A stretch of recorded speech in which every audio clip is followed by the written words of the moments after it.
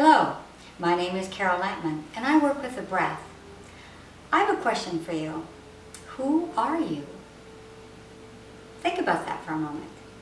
It's a question I've asked myself many times. Let's take a look at this together. So, I'm not talking about whether you're male or female. I'm not talking about whether you're a student or a business person, or a homemaker, or a mother, or whatever your role in the world might be. I'm talking about who are you really, which goes beyond all of those. We are body, emotions, mind, and spirit. So this physical body is the place we call home when we are in this particular life.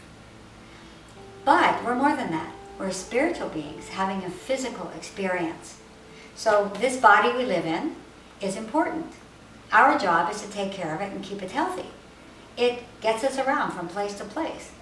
It allows us to have sensations, so we can feel a hug or a kiss, or feel the sweat when we run or exercise. It helps us to feel vibrant and alive, because when we are not physically well, everything suffers. So our physical body is part of who we are, but it's not everything. We're a physical body, and in this body, we hold our emotions. Emotions, energy and motions. We're energetic beings. That's not even considered strange anymore. It's proven. Everything is energy. So when we're in touch with our emotions, we have the ability to live fully in the physical world. The emotions are fear, anger, sadness, guilt, and shame. Those are the core emotions.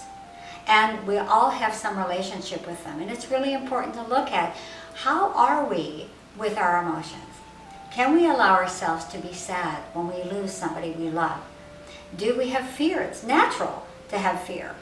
Fear helps to keep us safe.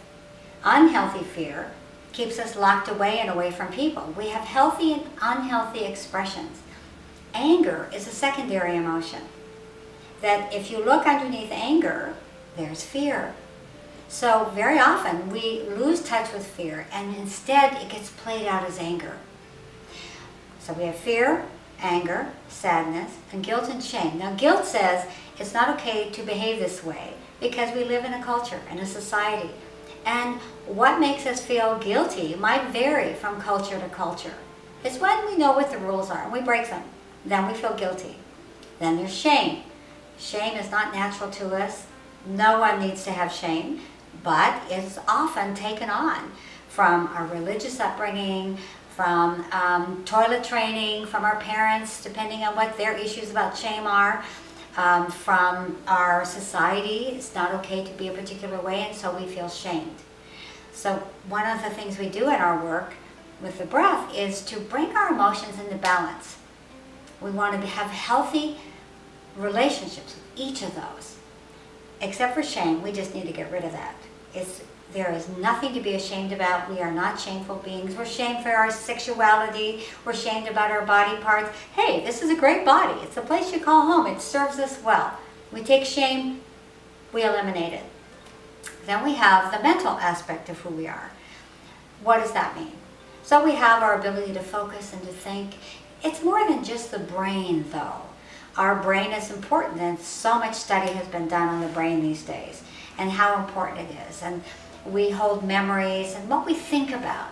So most of the time, we're not even aware of what we're thinking. The average person thinks 60 to 90,000 thoughts every day. And based on technology, they say that number is growing. So we have these thoughts that are going around and around and around. If you listen to them very long, it'll make you a little bit crazy.